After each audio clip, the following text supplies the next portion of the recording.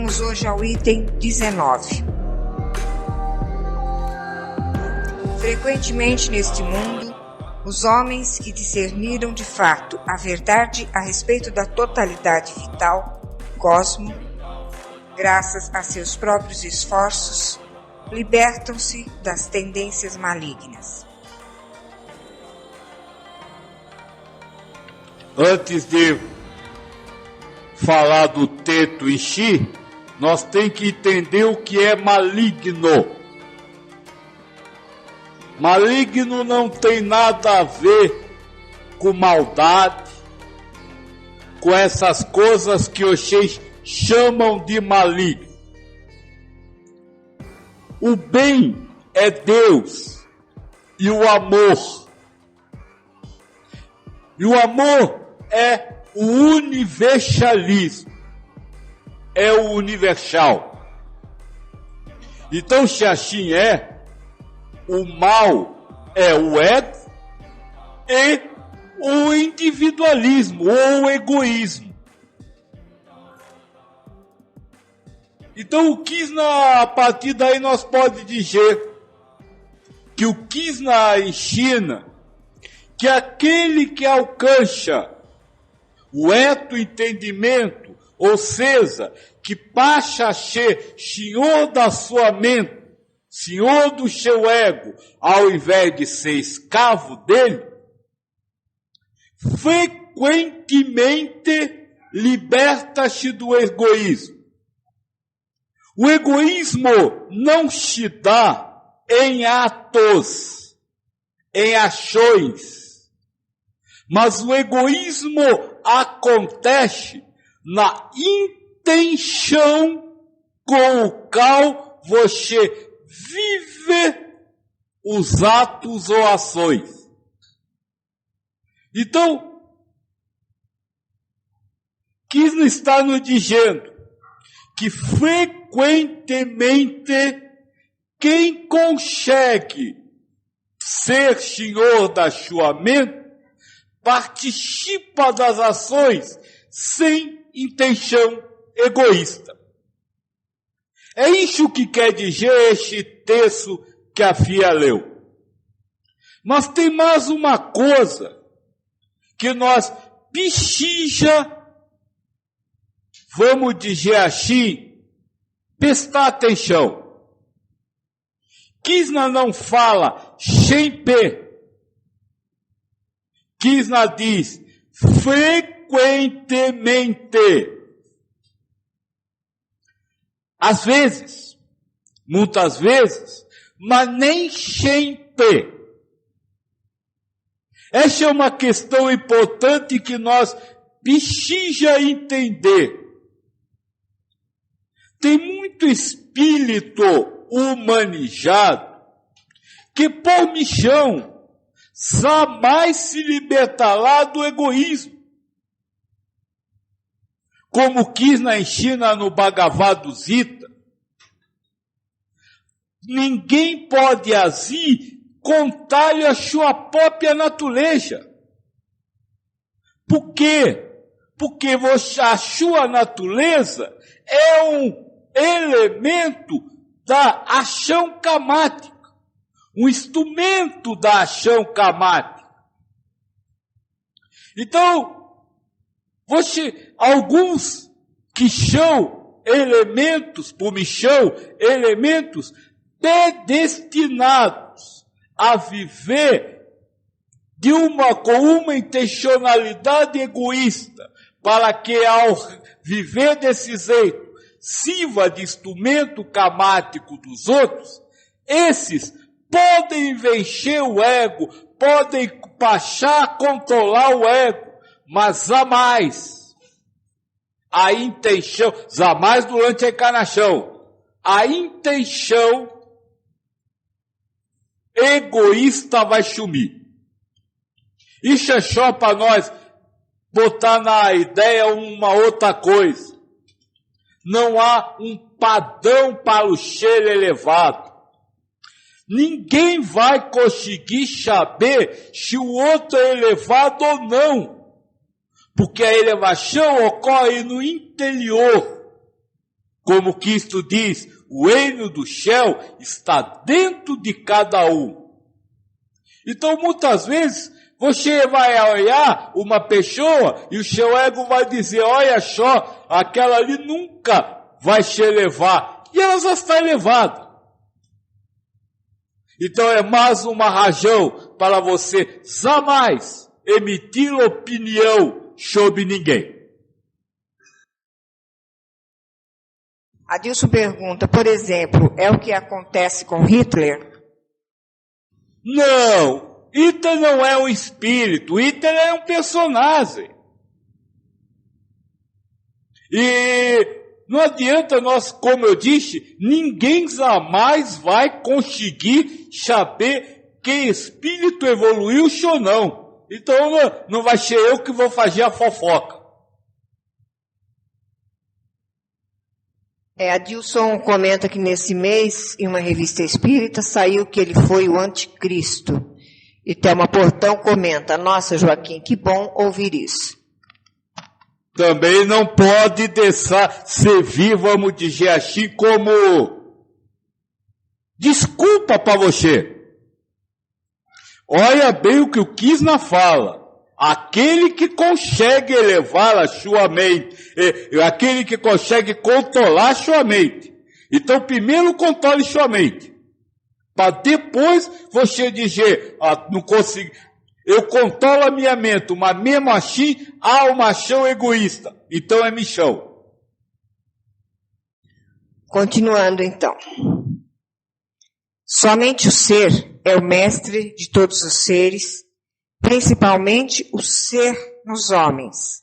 E é ele que conduz, por meio da reta percepção e do reto entendimento, ao bem-estar, à paz interior. Grande coisa. Somente o ser é o mestre.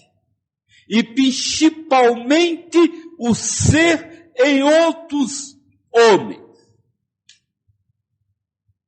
Filhos, parem de chamar alguém de mestre. Parem de seguir doutrinas pré-montadas. Isso não lhe leva a lugar algum. Somente o espírito, o ser, é o mestre. E o espírito é nada que você possa compreender, como o espírito da verdade respondeu, para vocês o espírito é nada. Então não aceitem nenhum outro ser humano como mestre. Não aceitem, porque esse ser encarnado é um espírito em provação. Igualzinho a você.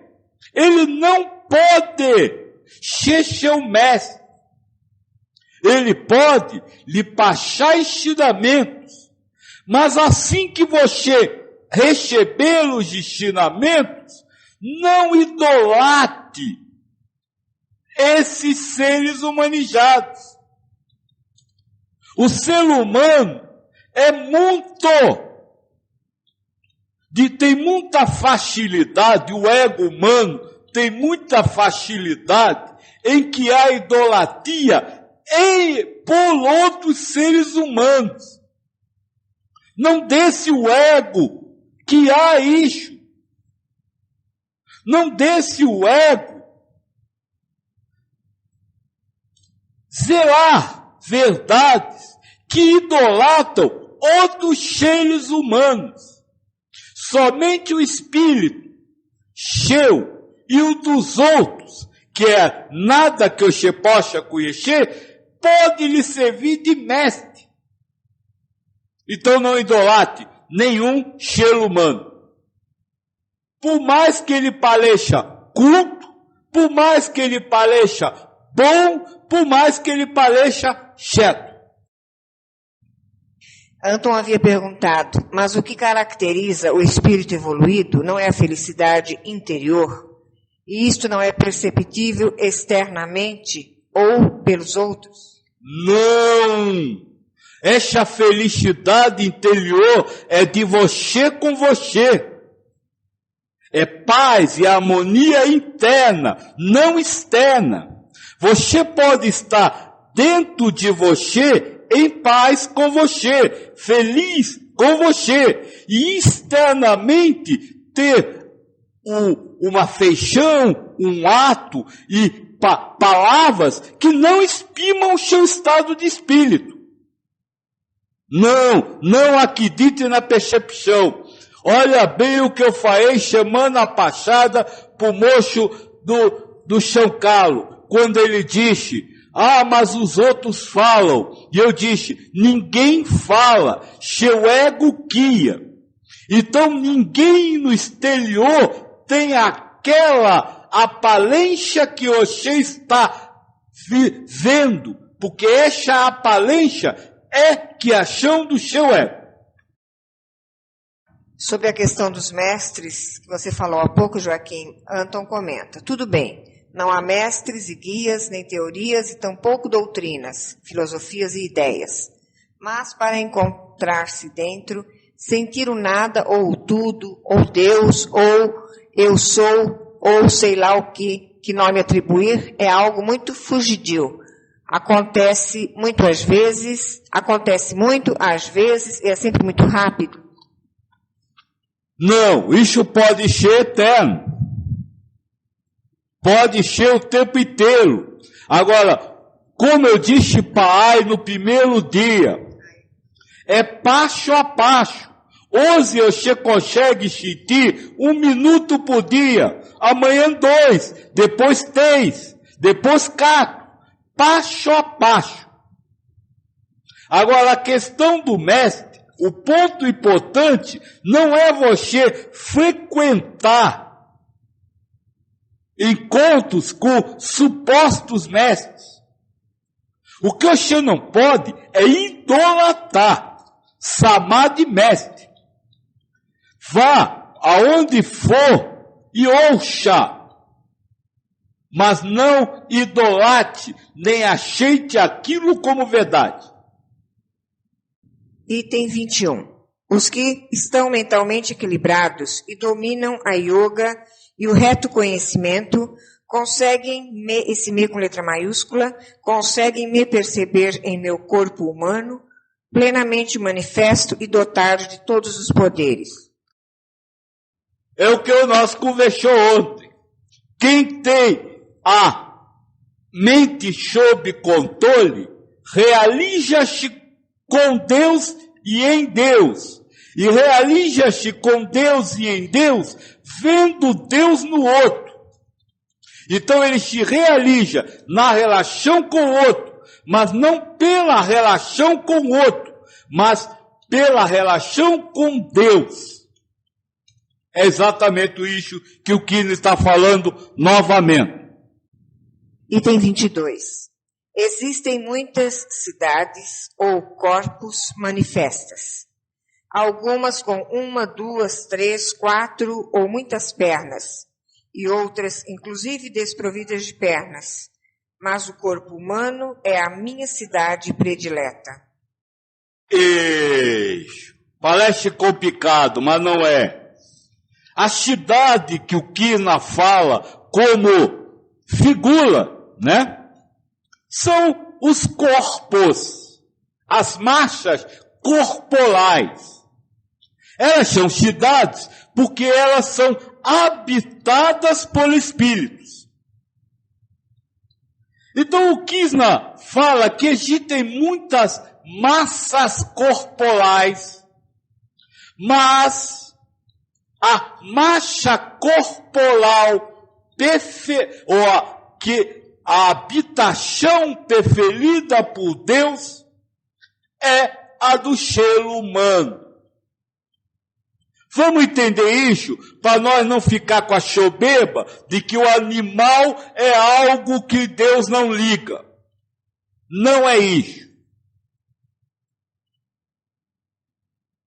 Eu venho dizendo que o planeta Terra está no jardim da infância da elevação espiritual. E com isso muita gente acha que eu estou dizendo que aqui é a primeira encarnação de um espírito. Mas isso não é real. Por quê? Porque antes de ir para o jardim da infância, o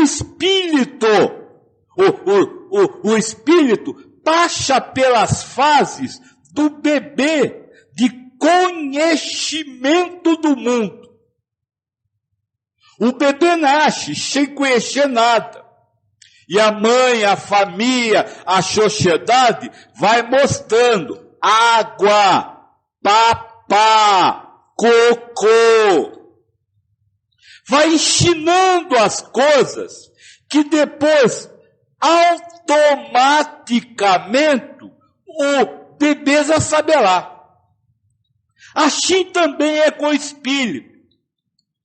Antes de atingir a encarnação de provas e expiação, o espírito vivencia outras etapas, aonde vai tomando conhecimento com o universo, com as coisas universais, e vai criando aquilo que vocês chamam de instinto espiritual.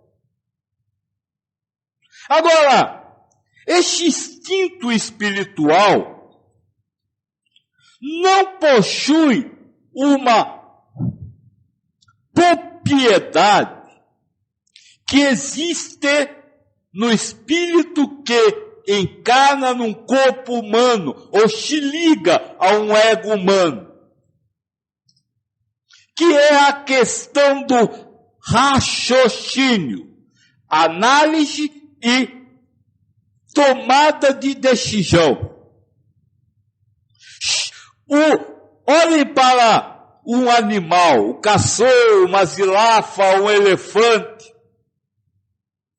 Naquela marcha existe um espírito. Mas existe um espírito que não tem escolha de nada, que não raciocina no sentido de fazer porque quer, de fazer porque gosta, ou de não fazer porque não quer, ou de não fazer porque não gosta.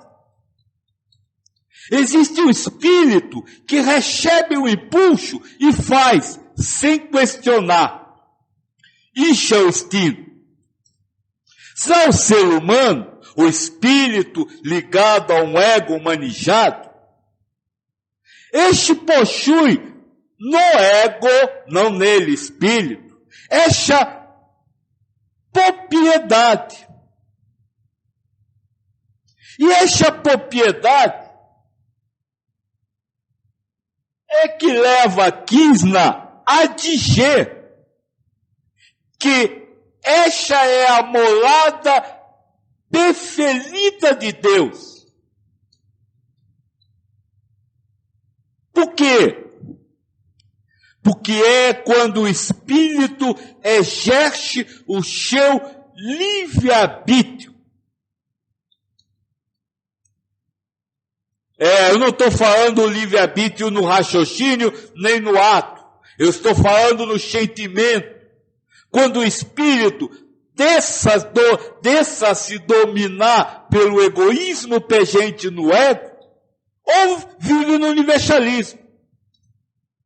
E essa questão do livre-arbítrio é algo tão importante, porque é o início de um crescimento espiritual muito grande. A criança, vamos dizer assim, patina na vida até aprender a ler. De repente, quando ela aprende a ler, ela começa a correr na capacidade de conhecer. Assim é com o espírito. Quando ele aprende o que é livre-arbítrio, quando ele aprende a bem utilizar, bem não é bom. utilizar universalmente o seu livre-arbítrio, ele ganha rapidez na evolução espiritual. Sabe, quando você vencer o egoísmo,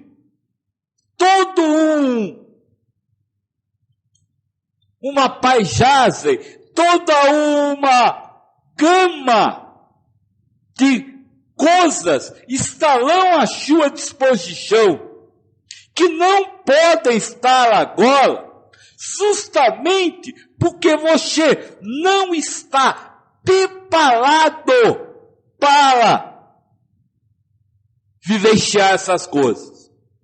Então eu aproveito este versículo do 15 para me lembrar lá do versículo 5. Assim que possível, saia da roda de encarnação.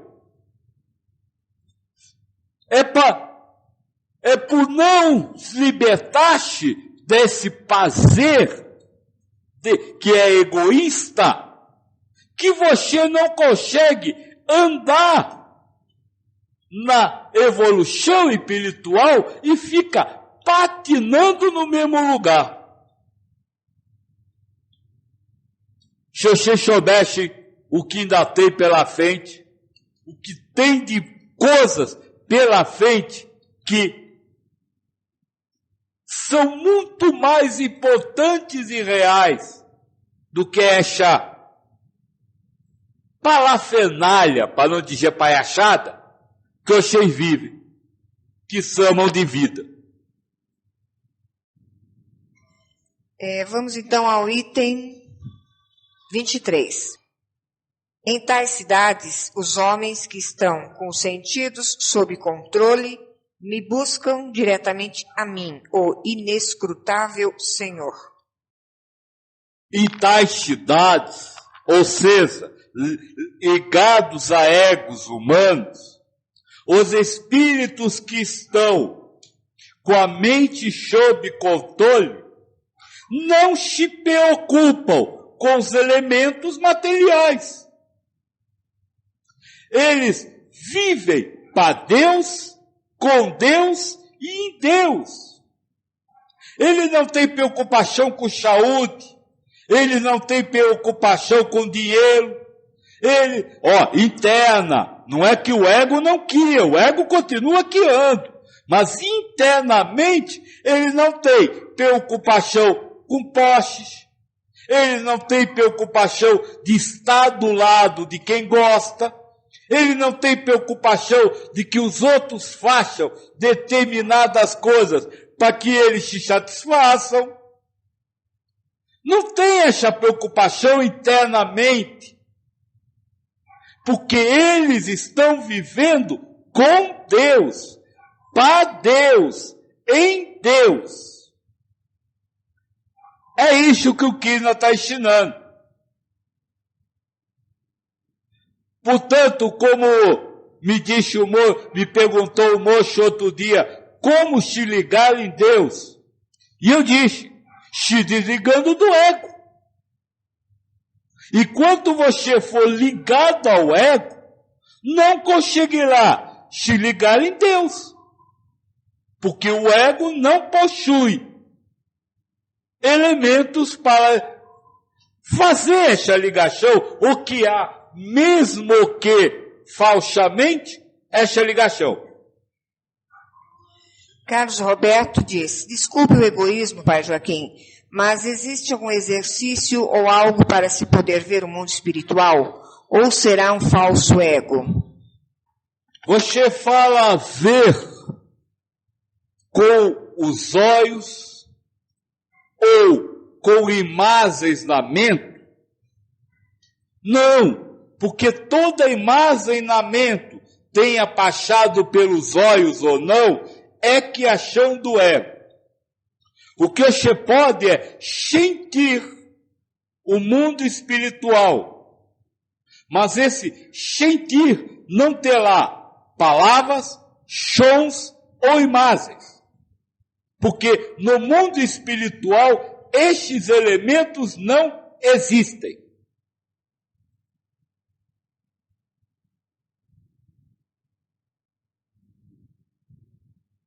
E moço, não tem por que pedir desculpa.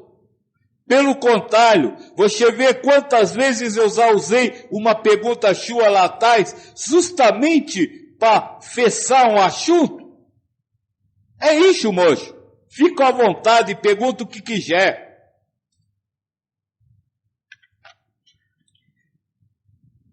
Anton comenta, esta passagem do individualismo para o universalismo, ou seja, do foco em nós mesmos para o foco em Deus, é então algo revolucionário ao espírito. É um caminho sem volta. É um caminho sem volta. Até porque o caminhar é guiado por Deus. E o espírito não retoase. Deus não vai retoazir na caminhada. Revolucionário, sim, é uma revolução. E aliás, moço, lá atrás, nós ditou um texto chamado isso, uma revolução. Nós está conclamando vocês a promover uma revolução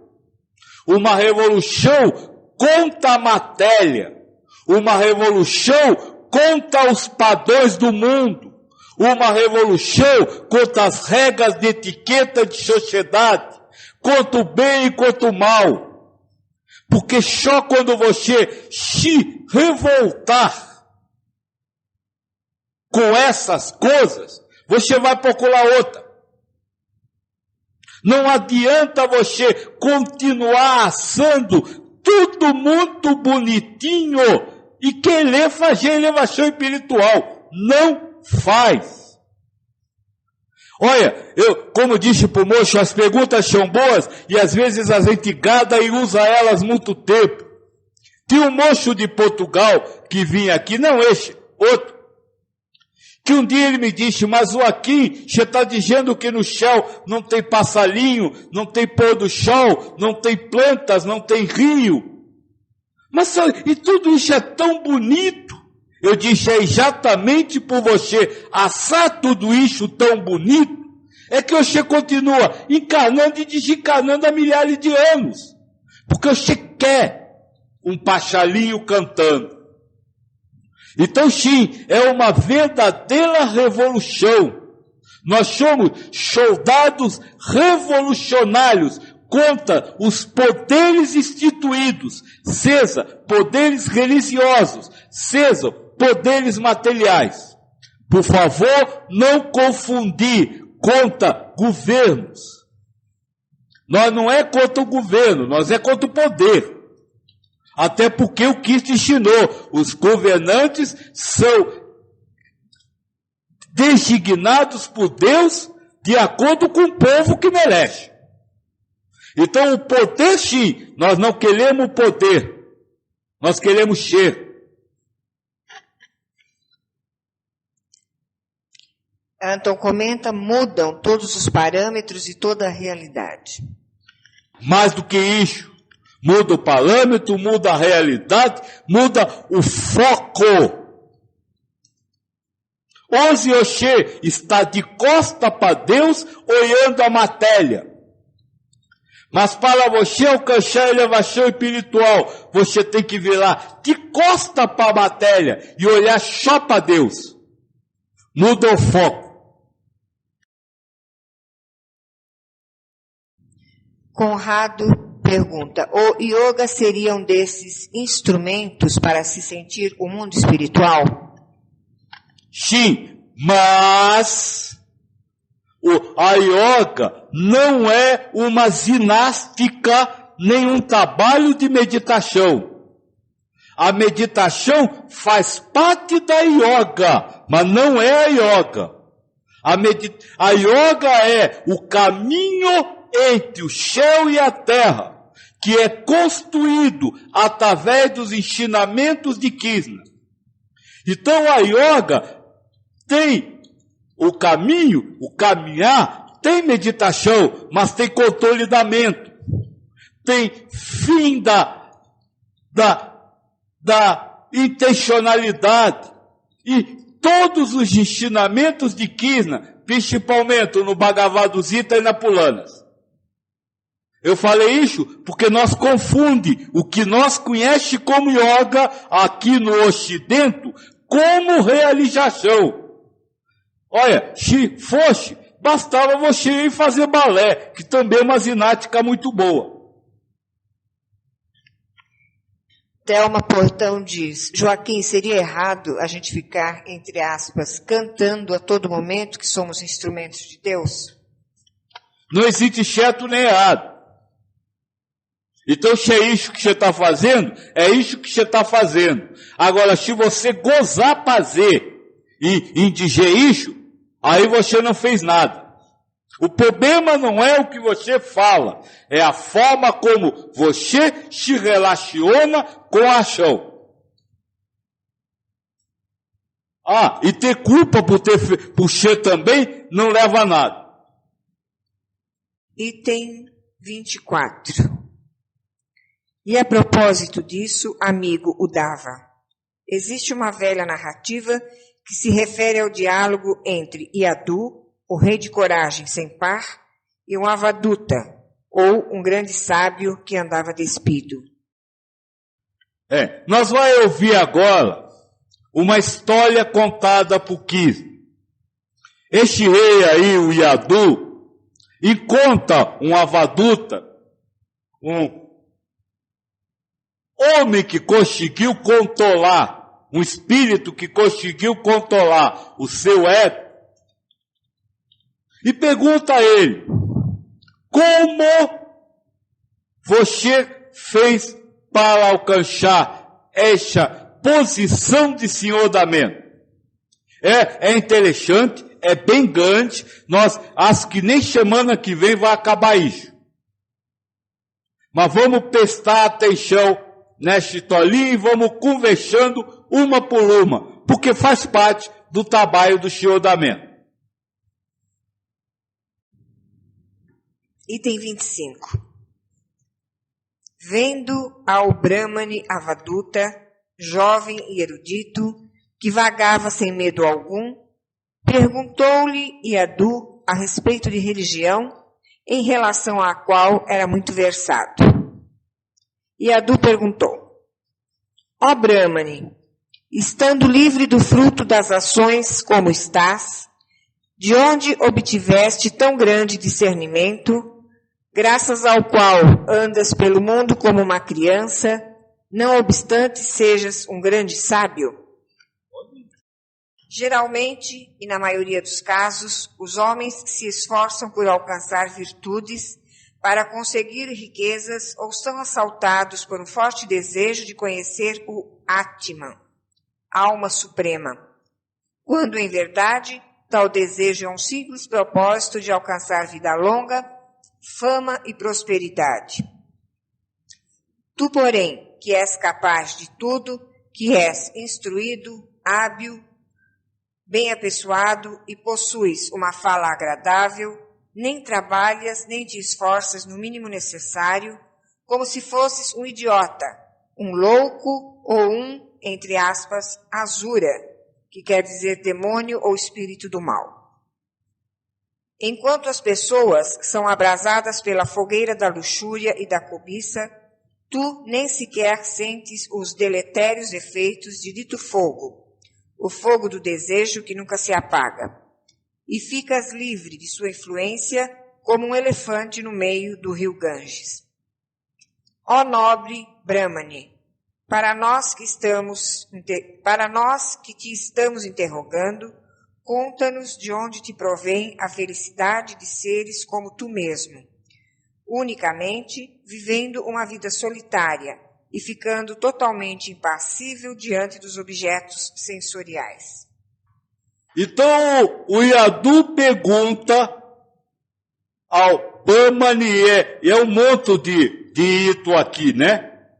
O Yadu pergunta ao Brahmane como ele consegue realizar-se em si por si e com Deus, Shem, e com isso libertaste da fogueira das paixões e do desejo. E mais uma vez, o Kina fala que o cheiro elevado tem cara de tolo, cara de bobo. Já falamos muito sobre isso no passado, né? Vamos então ouvir o Avaduta, o que ele tem a dizer. Por como ele aprendeu a silenciar os desejos. Deixa eu, antes de continuar, só fazer um comentário aqui do Carlos Roberto. Mas, Pai Joaquim, o Deus do meu irmão é meio grosso, mas mesmo assim, ele é Deus. E quanto for gosto, não. Porque Deus não pode ser gosto.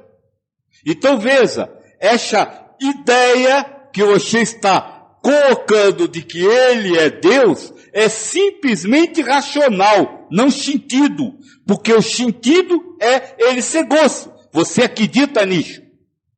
Então você precisa libertar-se do gosto para poder ver realmente Deus. Olha, tem uma coisa que foi falada aqui, né, nessa parte aí do estudo da palavra do rei aqui. Ele diz o seguinte: você não se esforça, você não estuda nem estuda para ser livre como você é. Não. O verdadeiro sábio não precisa nem estudar, não precisa de compreensões racionais, não precisa que ninguém diga que Deus é o seu irmão. Então não é estudar, não é alcançar uma compreensão racional de que Deus, seu irmão, é Deus.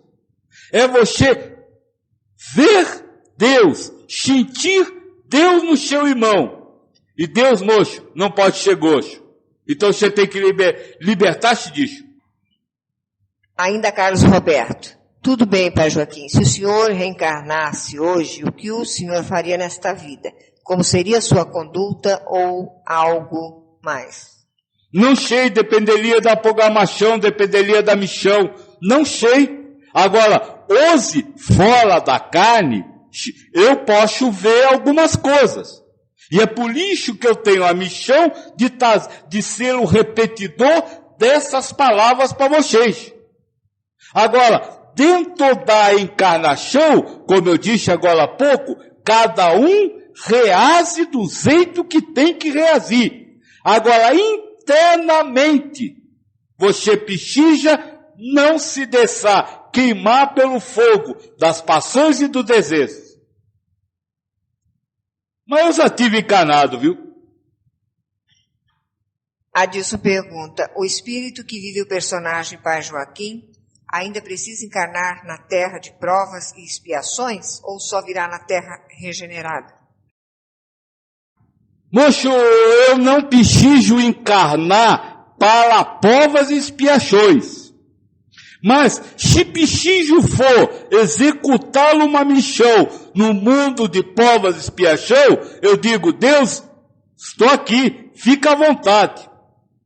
O Espírito, quando compreende o universal, ele não escolhe missão. Se agora, neste momento, Deus que ache para a minha realidade de que eu preciso nascer num novo item, tô eu pontinho aqui, moço. Louvado seja Deus. Thelma comenta: quer prova maior do que ficar nos aturando? Mas vocês também me atulam, também é prova para vocês. Continuando então. E o bendito Senhor complementou: e interrogado de forma tão honrosa pelo inteligente Yadu, adepto dos Brahmanes, o nobre Avaduta dirigiu a palavra ao rei, que diante dele se inclinava numa profunda reverência. O Brahmane Avaduta disse: Ó rei, por meio do entendimento, muitos mestres tenho a quem acudir, e graças à sabedoria que deles recebi, ando pelo vasto mundo sem qualquer impedimento. Ouve quem são meus mestres. A terra, o ar, o céu, a água, o fogo, a lua, o sol, a pomba, a cascavel, o mar, a mariposa, a abelha, o elefante. O buscador de mel, o cervo, o peixe, a cortesã píngala, a águia marinha, a criança, o jovem, o fabricante de flechas, a serpente, a aranha, o inseto chamado... tá difícil de ler aqui. Brahmarakita. Deve ser barata isso. Estes, ó rei, são os 24 mestres a quem acudi. De suas maneiras de ser e características, recolhi toda a minha sabedoria. Ó neto de Já quem quer falar? De cada um deles, recolhi a minha sabedoria. Como eu disse, é preciso você aprender a dominar a mente. Mas, para aprender a dominar a mente, você precisa saber o que dominar na mente. É exatamente o que o Avaduta está falando. Esses mestres deram exemplos ao Avaduta que serviram como caminho para ele dominar a mente. Serviram como marcos que mostram um caminho a ser seguido, que é o caminho do domínio da mente, de ser o senhor da mente. Vamos então ouvir isso. Ó neto de Nahusha, contar-te-ei a lição que aprendi de cada um e como a aprendi. Ouve-me bem. O homem de firme entendimento, mesmo que se ache oprimido por seres que, por sua vez, são regidos pelo respectivo karma, não deve se desviar do seu caminho. Esta é a lição que aprendi da terra. Vamos então conversar sobre isso. Minha filha, leia de novo, por favor. O homem de firme entendimento, mesmo que se ache oprimido por seres que, por sua vez, são regidos pelo respectivo karma, não deve se desviar do seu caminho. Tá certo. Esta é a lição que aprendi da terra. Tá certo. O meu homem de reto entendimento não deve se desviar do seu caminho, mesmo oprimido por outros homens que são regidos pelo seu karma. Moço de longe, eu vou usar o seu exemplo. Quando você diz que o seu irmão é gosto, é porque você se sente oprimido pela gostura dele. Mas o seu irmão não é gosto. Esse é o karma dele. Ele ser gosto é porque ele é regido por uma escolha karma, como resultado da escolha do espírito antes da encarnação, e vivencia este karma dele na sua frente, porque isso é karma seu. Ou seja, ele é gosto porque ele tem como prova vencer o prazer de ser goxo. E você recebe a gochula dele porque você tem o karma de não se sentir ofendido com a gochula dele. Essa é a realidade do universo. Ninguém faz nada. O ego guia as ações de Deus, através do ego, guia as ações interdependente. Ou seja, faz cada um viver o seu karma e ao mesmo tempo ser instrumento do karma do outro. E o Krishna diz, o homem de reto entendimento, mesmo sofrendo uma ação karmática, não se desvia do seu caminho. Qual é o seu caminho? Estar em Deus, ser Deus, viver com Deus. Então o homem de reto entendimento, quando o ego dele guia razões, emoções ou percepções a respeito de estar sofrendo uma grossura, diz, não é, o meu caminho não é reparar nos outros, o meu caminho não é mudar os outros, o meu caminho não é julgar os outros, o meu caminho é encontrar Deus. E para encontrar Deus, eu preciso ir além do que você está me dizendo. Então eu não aceito o que você está me falando como verdade. É esse o trabalho do Senhor da mente. E é isso que a Terra ensina aqueles que querem ser como a Terra. A Terra segue o seu destino. Para lá, para cá, passa pela água, dá a volta, mas não se prende em nada. Este é o trabalho do Senhor da mente.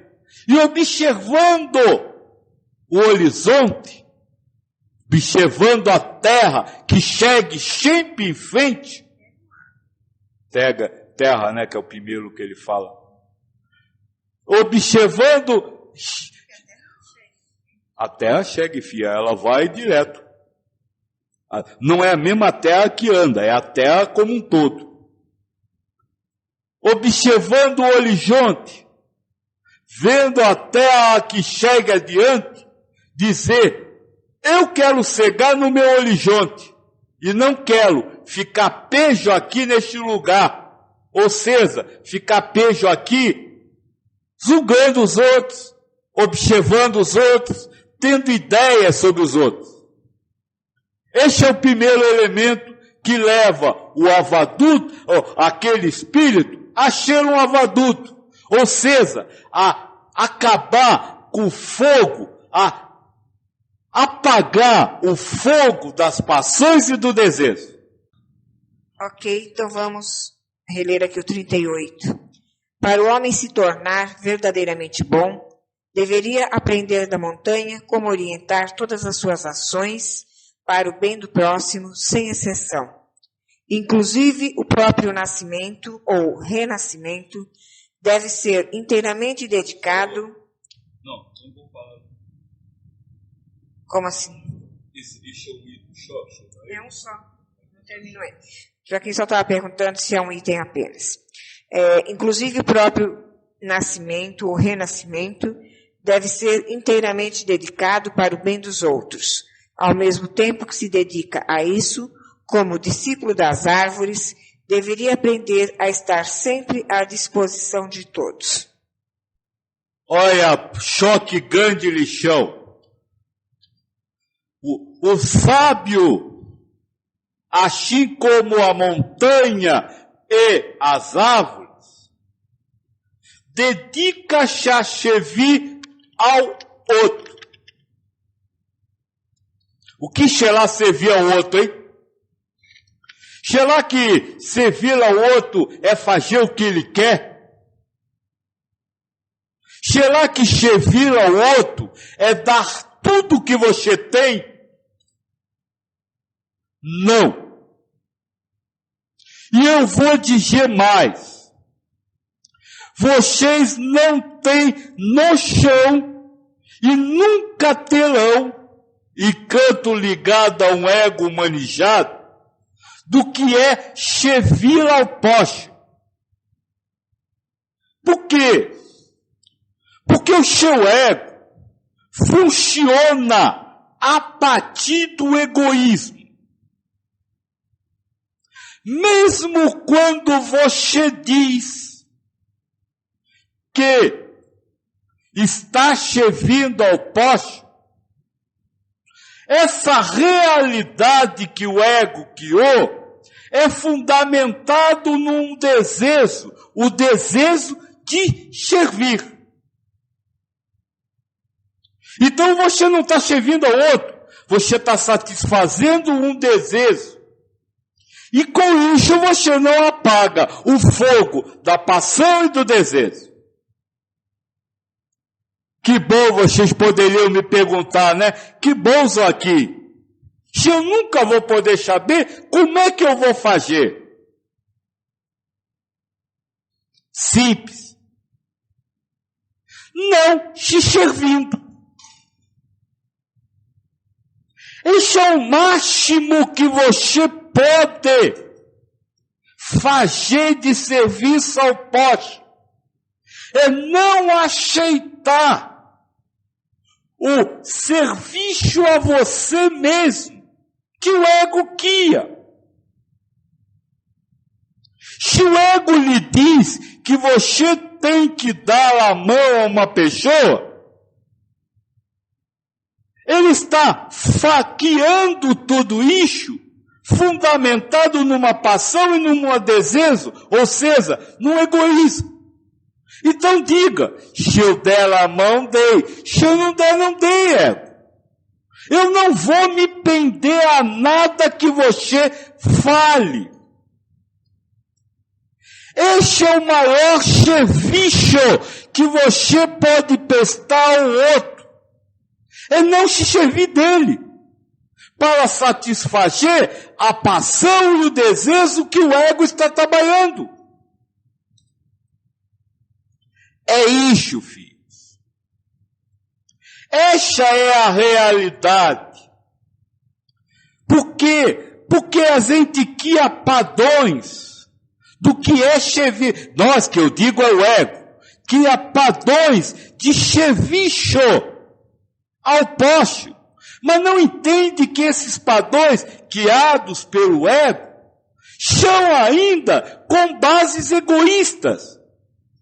Estão aprisionados a paixões e desejos.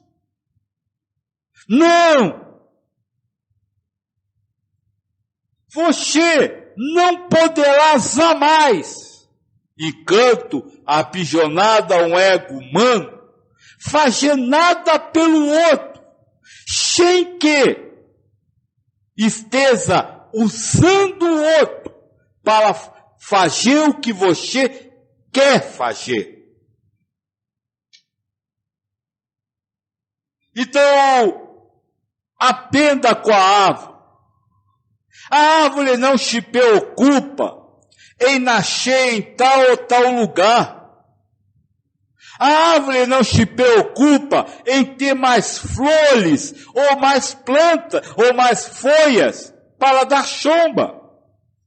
A árvore existe aonde é, sem nenhuma preocupação em querer ser nada. O serviço ao próximo passa por lixo, e você não aceitar as imposições de ser alguma coisa, de fazer alguma coisa que o ego cria. O senhor da mente entende isso. E por lixo, ele ase junto ao ego para não aceitar o ter que fazer ou o ter que deixar de fazer. Ele simplesmente diz, ego, o que acontecer, aconteceu. Mas há um pedacinho nesse ensino muito grande. Até o nascer deve servir para servir ao próximo. No Avaduta Gita, que é um escrito de um Avaduta, é a canção do mestre, não deste mestre, mas de outro.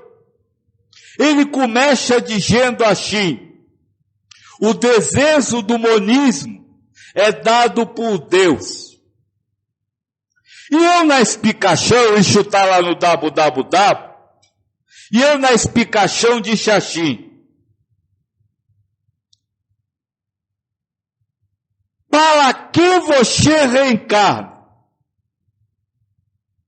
Para você se elevar? Isso é egoísmo puro. Você quer se elevar, que é encarnar-se, nascer, para você ganhar. E aí vem o mestre e diz, até o nascer deve ser um serviço para o próximo. Filhos, não queiram elevar-se para você ganhar, mas para poder abrir, entre aspas, espaço para outro espírito vir para o nível que você está. Como eu disse, existem espíritos abaixo, em outro tipo de prova que você não está. Mas este espírito não pode vir para cá, porque o universo é equilibrado. E vamos dizer assim, todas as vagas de mundo de provas e expiação estão ocupadas. E para você sair, para que ele entre, é preciso que um saia. Então faça a sua elevação espiritual, deixando sair, não para você se promover, não para você ganhar, mas para abrir espaço para alguém que vem atrás. Joaquim, eu gostaria que você explicasse melhor isso, porque a concepção que eu tenho é que o universo é infinito, não existe tempo, não existe espaço. Então eu não entendi por que um espírito tem que subir para outro ocupar o lugar dele. Você pode explicar melhor?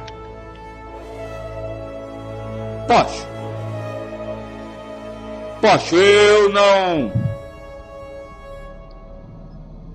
já tinha picado no Avaduta Gita, não queria estar nisso, mas posso.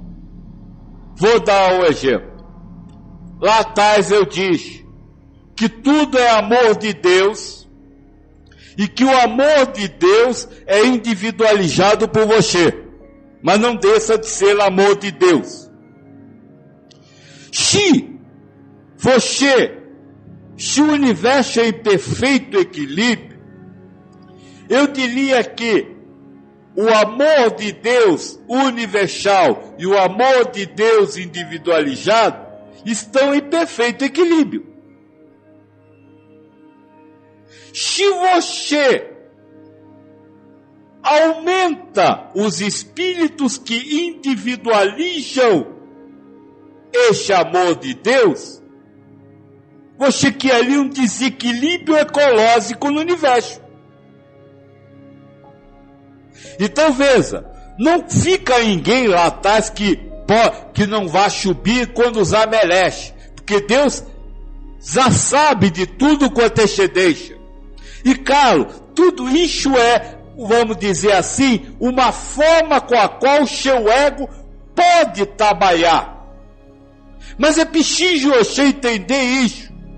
Nem a elevação espiritual deve estar aceita a ideia que o ego lhe dá de que você precisa evoluir, para você ganhar. A ideia, como Cristo disse, é preciso só quem serve ao próximo é quem entra no reino do céu. Então, transforme a sua busca espiritual em um serviço a outro, e não numa autorrealização. Foi isso que eu quis dizer. Carlos Alberto pergunta: existe a possibilidade de, após neutralizar o meu ego desta vida, começar a aparecer o meu ego de outras vidas, ou os dois, ou é possível que os dois convivam juntos? Não, o ego de outras vidas desmansa-se, acaba. Não vou dizer morre, porque o ego não está vivo, mas ele é desmansado. Quando você consegue libertar-se do ego, ele vai, vamos dizer assim, dissolvendo-se. E quando você sai da encarnação, já liberto do ego, ou se liberta dele depois da encarnação, ele se dissolve. Então o ego de outras vidas não existe mais. E ele complementa a pergunta: o espírito, dependendo da sua elevação, ainda tem ego? O único no universo que não tem ego é Deus. Cada espírito possui um ego, de acordo com o seu grau de elevação, de acordo com a sua tarefa no universo. Só Deus sabe. Todos os outros recebem impressões através de uma personalidade.